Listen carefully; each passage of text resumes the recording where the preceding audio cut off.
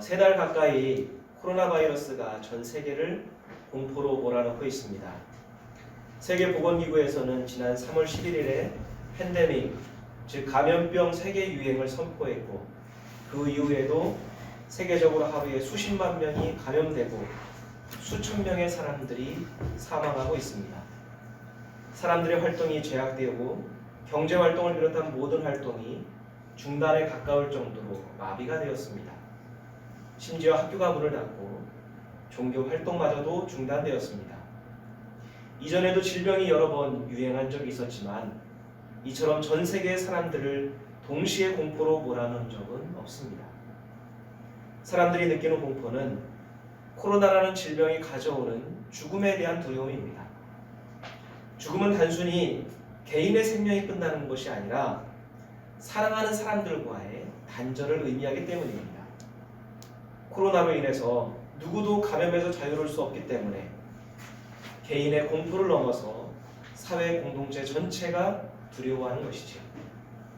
누구라도 감염될 수 있고 누구라도 감염시킬 수 있기 때문입니다. 이러한 시기에도 부활주의를 찾아가고 부활에 관한 메시지를 전해야 한다는 것은 참으로 난감한 일입니다. 일반적으로 우리가 부활이라고 하면 고통과 고난 뒤에 신자가 받을 영광으로 받아들입니다.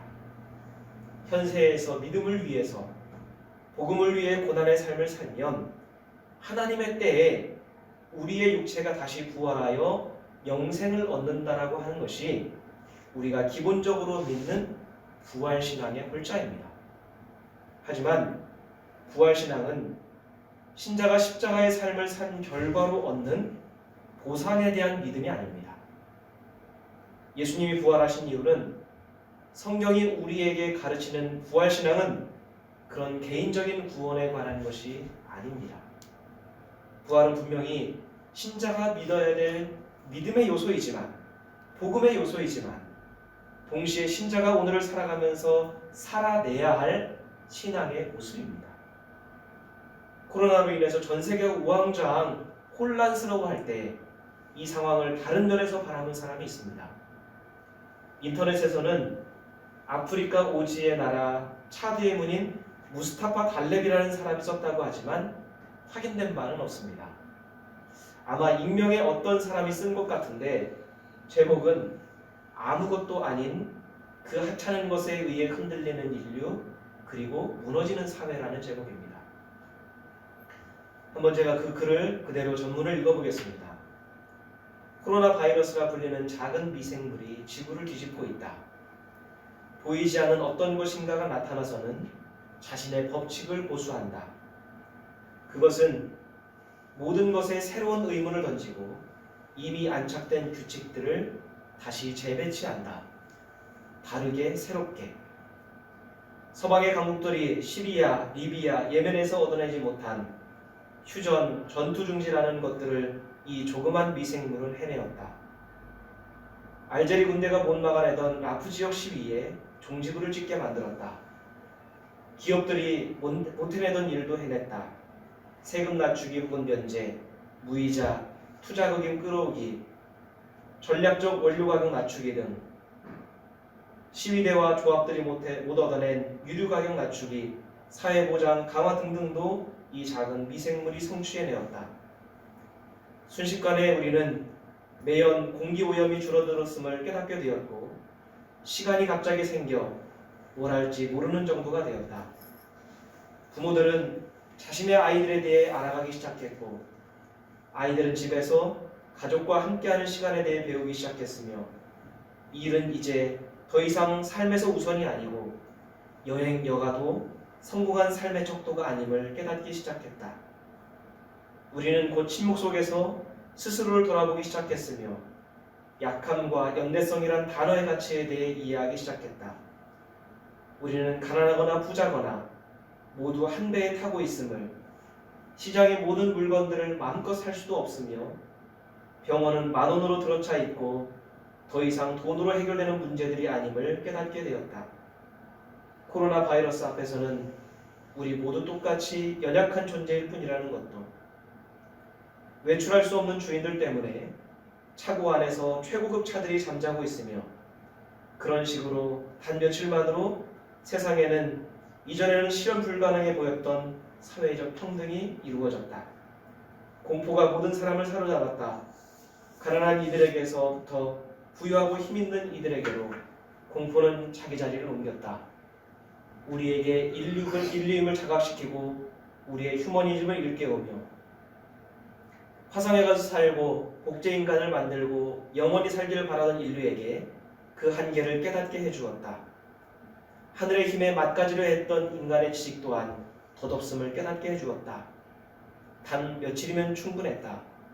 확실히 불확실로 힘이 연약함으로 권력이 연대감과 협조로 변하는 데에는 아프리카가 코로나의 안전한 대륙이 되는 것, 많은 헛된 꿈들이 거짓말들로 변하는 데에는 단 며칠이면 충분했다. 인간은 그저 숨 하나 먼지일 뿐임을 깨닫는 것도 우리는 누구인가? 우리의 가치는 무엇인가? 이 코로나 바이러스 앞에 우리는 무엇을 할 수 있나? 섭리가 우리에게 들이올 때를 기다리면서 스스로를 직시하자. 이 전 세계가 하나같이 직면한 코로나 바이러스 상황에서 우리의 휴머니티가 무엇인지 질문해보자. 집에 들어앉아 이 유행병이 주는 여러 가지를 묵상해보고 살아있는 우리 자신을 사랑하자.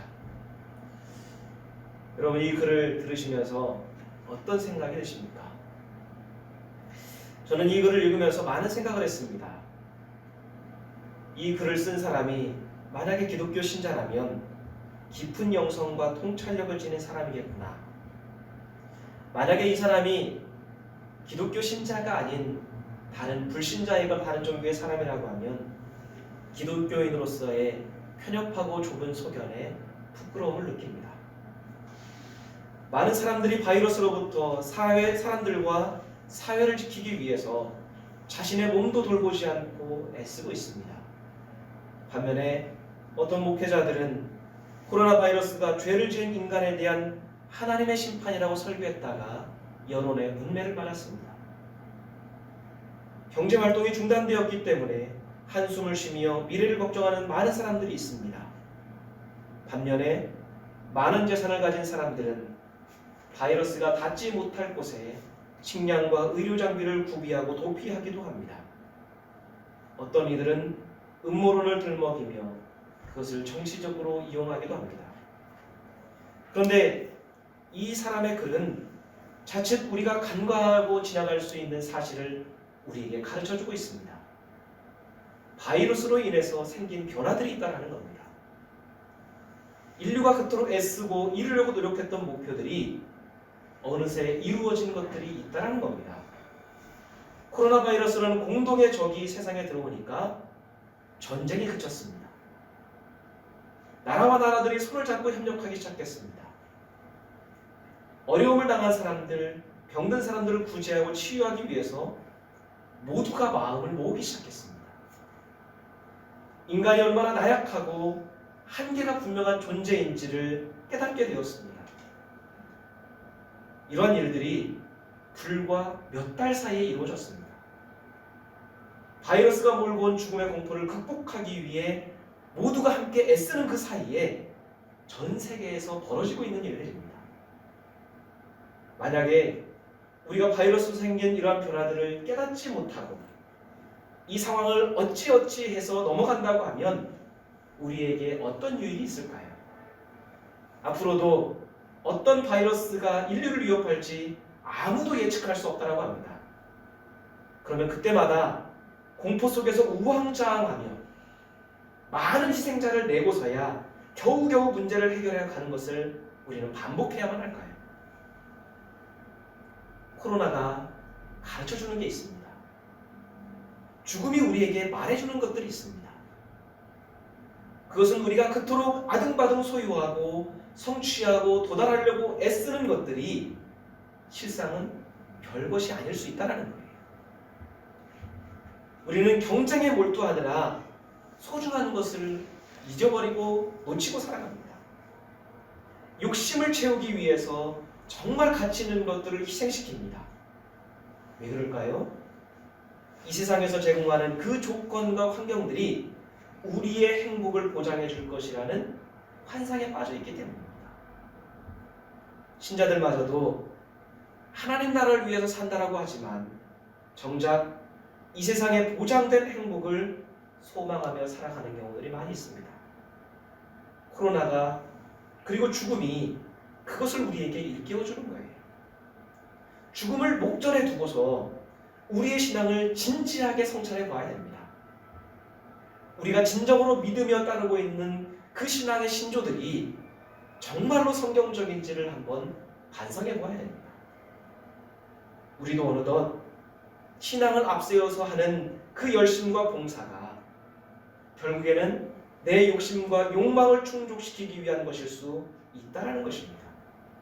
십자가를 붙드는 것도 부활을 소망하는 것도 결국에는 내 개인의 안위와 구원을 추구하는 이기적인 욕망일 수도 있다는 거예요. 하지만 부활은 십자가 고난의 삶의 대가로 주어지는 훗날의 보상이 아닙니다. 부활의 신앙은 신자가 지금의 삶에서 예수를 따르게 하고 예수를 닮아가게 하는 힘이요 능력입니다. 신자는 예수님의 길 십자가의 삶이 가장 가치 있고 복된 삶이라고 믿는 사람입니다. 그래서 신자는 예수님의 뒤를 따라서 살아갑니다. 예수께서 가르치셨던 하나님 나라의 삶, 예수께서 보여주셨던 참 섬김의 삶을 닮아가고자 애쓰는 사람이 신자이지요. 어떤 경우에도 하나님 아버지의 뜻에 순종하며 사셨던 예수님의 믿음의 자취를 따라 진정한 믿음을 이루어가는 사람이 신자입니다.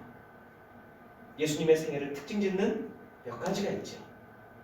성육신, 공생애, 십자가, 부활. 신자는 예수님의 그 생애를 들여다보면서 그분이 육신을 입고 있는 동안 추구하셨던 것들이 무엇인지, 그분이 육신을 입고 있는 동안 우리에게 가르쳐주며 우리가 따라오기를 바랬던 그분의 본이 무엇인지를 배워야 합니다. 오늘 본문 5절에서 바울은 특별히 신자가 배우고 따라가야 될 예수님의 삶을 이렇게 말하고 있습니다. 우리 5절 말씀 같이 읽겠습니다. 만일 우리가 그의 죽으심과 같은 모양으로 연합한 자가 되었으면 또한 그의 부활과 같은 모양으로 연합한 자도 되리라. 우리는 예수의 십자가 대속의 죽음을 믿습니다. 우리들은 예수님의 대속의 죽음으로 인해 죄와 사망에서 구원받았다고 믿고 고백합니다. 신자는 그 믿음의 고백을 통해 예수님과 하나가 된 사람입니다. 따라서 신자들은 예수께서 사셨던 십자가의 삶을 따라가려고 무던히도 애를 씁니다. 하나님 백성답게, 예수님의 제자답게, 신자답게 살아가려고 노력합니다. 십자가의 삶을 감당하는 신자에게 구원과 영생이 주어질 것이라고 믿기 때문이지요. 이처럼 신자는 예수님의 죽으심을 따라가는 것처럼 동시에 예수님의 부활과 같은 모습으로 살아가야 된다라고 바울이 말하고 있는 겁니다. 여기서 우리가 깨달을 수 있는 것은 부활이 우리가 흔히 알고 있듯이 먼 미래의 소망만은 아니라는 것이죠.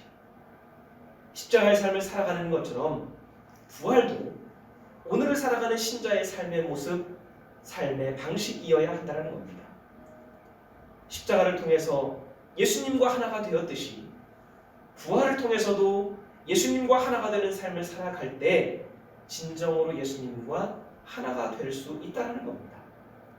따라서 신자는 예수께서 십자가를 통해서 죽이고자 하셨던 것이 무엇인지, 또한 부활을 통해 살리고자 하셨던 것이 무엇인지를 동시에 알아야 합니다. 무엇 때문에 예수께서 실제로 죽으셔야 됐는지, 십자가에서 실제로 예수님이 죽지 않고서는 해결되지 않은 우리의 문제가 무엇인지를 깨달아야 됩니다. 그것을 알지 못한다면 우리에게 진정한 부활은 없기 때문입니다.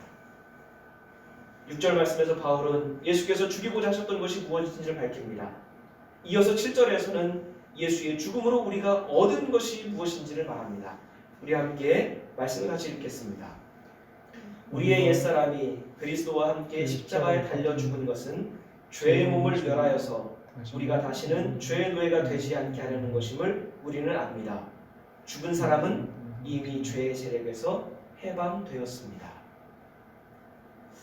예수님의 십자가 죽음은 단순히 우리의 육신의 생명을 위한 것이 아닙니다.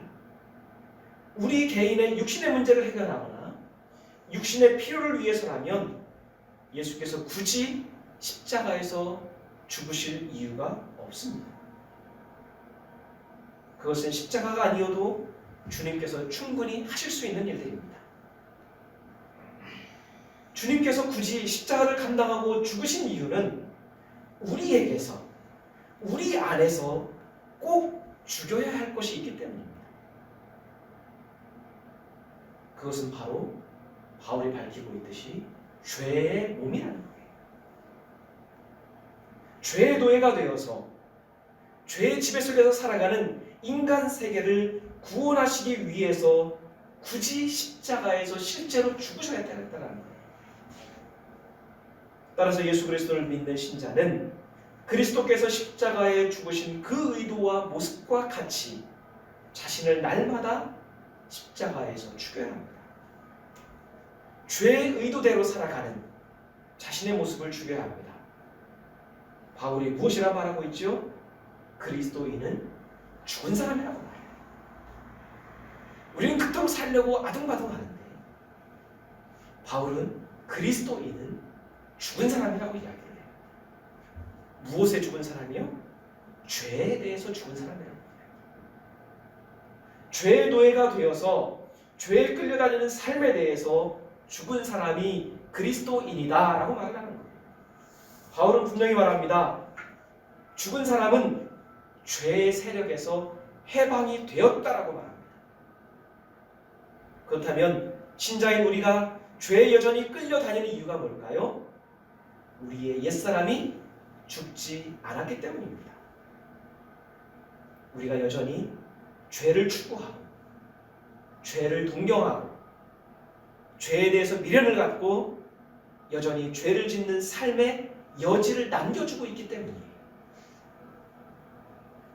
그럼 여러분 죄가 뭡니까? 신자들은 자신들의 구원과 영생을 위해서 주님의 십자가 앞에 자신이 지은 죄 때문에 회개하고 눈물을 냅니다. 혹여라도 숨겨진 죄가 있을까? 그로 인해서 자신의 구원이 취소될까 두려워하고 있습니다. 과거에 지은 죄까지도 기억해내려고 하고요. 알고도 지은 죄와 모르고도 지은 죄를 회개를 합니다. 그때 우리가 생각하는 죄가 어떤 것들일까요? 지극히 개인적인 죄들입니다. 내가 얼마나 예배를 게을리했을까? 혹여 헌금 생활을 게을리해서 하나님의 것을 도적질하지 않았을까? 기도 생활에 게으르지는 않았을까? 봉사원지를 얼마나 충실하게 했을까를 따집니다. 그게 우리가 생각하는 죄의 기준입니다. 그때 신자가 하나님 앞에서 회개하며 자신에게서 죽이려는 게 무엇이요? 세상을 즐기려고 했던 마음, 물질에 휘둘리는 욕망, 신앙생활을 나태하게 하는 그 생각을 죽이려고 합니다. 물론 이러한 마음도 귀합니다. 하나님 백성답게 살려고 하는 노력 그 자체가 귀합니다. 하지만 우리가 생각해 볼까요?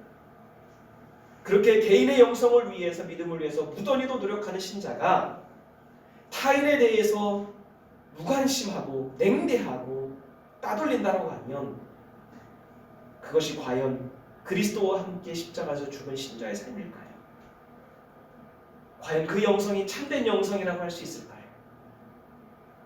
교회와 신자들이 교회와 신자의 이익과 권리를 지키려고 하면서도 차별당하고 소외당하는 이웃들의 인권에 대해서는 별다른 관심이 없다라고 하면 과연 그것이 십자가 죽음을 믿는 교회와 신자일까요? 수많은 사람들이 질병으로 인해 고통당하고 두려워하고 있는데 어떤 이들은 소중한 사람들을 잃고 슬퍼하고 있는데 교회와 신자들은 자신들의 예배가 중지되었다고 해서 불안해하고 항의한다면 그 안에 십자가가 있다라고 말할 수 있을까요? 그럼 죄가 뭡니까? 개인의 영성을 핑계로 해서 세상에 대한 책임을 망각하는 자체도 죄가 아닐까요? 질병으로 인해 모든 것이 중단되어 생계가 불확실해진 그 사람들 앞에서 헌금이 줄어든 것을 걱정하는 것이 죄가 아닐까요? 삶의 터전이 뒤흔들리고 무너진 사람들 앞에서 교회의 생존 여부를 걱정하는 것이 죄가 아닐까요? 질병의 공포와 죽음을 극복하지 못해서 두려움에 떠는 사람들의 아우성 소리를 외면한 채 신앙생활을 정상적으로 하지 못한다고 걱정하는 것이 죄가 아닐까요? 그것은 구원을 욕망으로 추구하고 있는 겁니다. 그것은 영생에 대한 탐욕일 수 있습니다.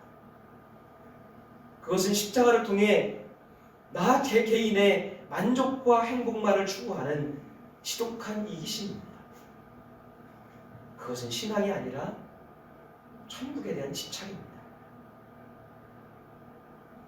만약에 우리가 이러한 태도를 가지고 있다면 그것은 여전히 죄에서 구원받지 못한 인간의 적나라한 본성을 우리가 그대로 보여주고 있는 거예요. 우리 스스로는 십자가를 믿고 믿음이 있으니까 죄에서 구원받았다고 여길지 모르겠지만 여전히 죄의 몸에 얽매여서 죄의 노예로 살아가고 있는 거예요. 예수님이 교회와 신자들만을 위해서 십자가에서 죽으셨습니까? 단순히 십자가 대속의 죽음을 믿으면 그 믿음을 기준으로 해서 천국과 지옥을 나누기 위한 그 판단 기준을 세우기 위해서 죽으셨습니까?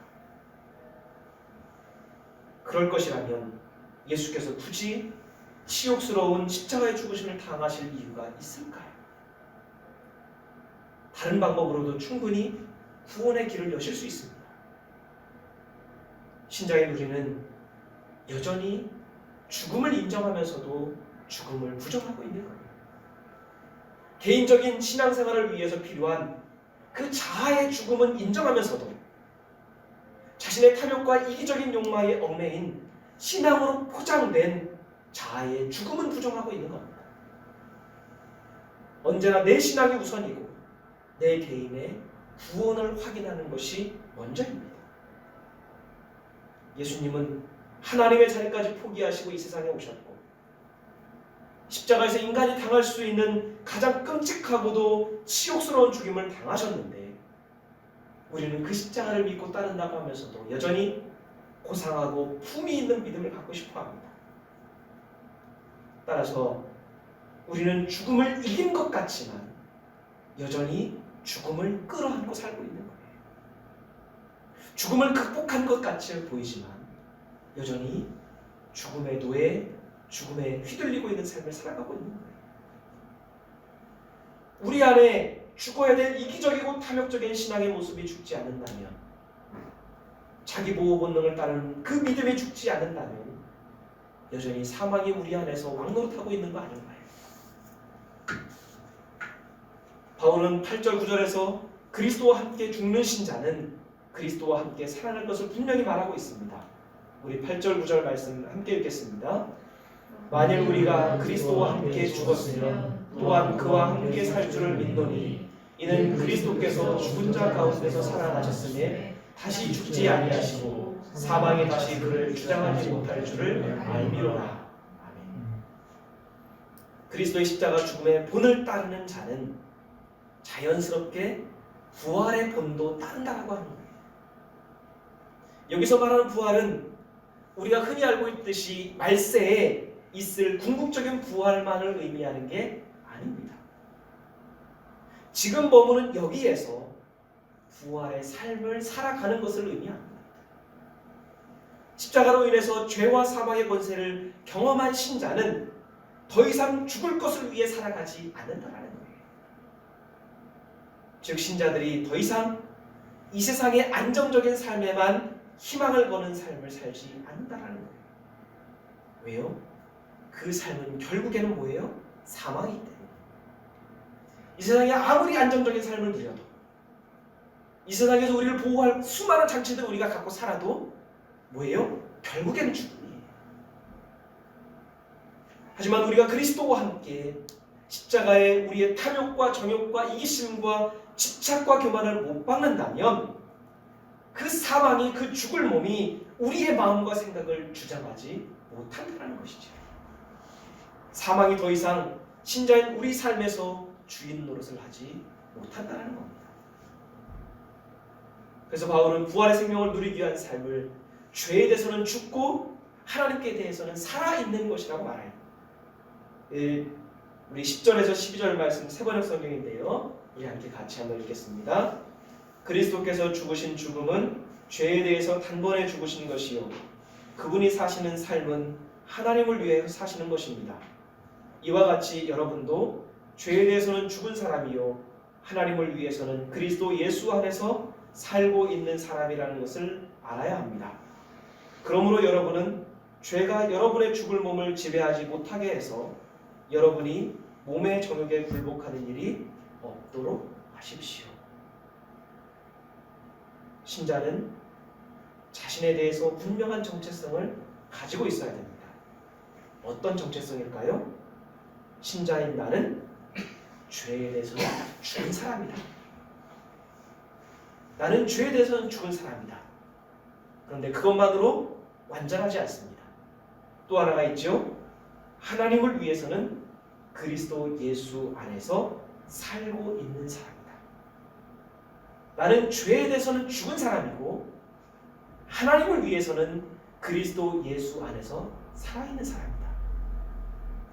죽어있고 살아있고 이 두 가지 정체성을 동시에 갖고 있는 사람이다.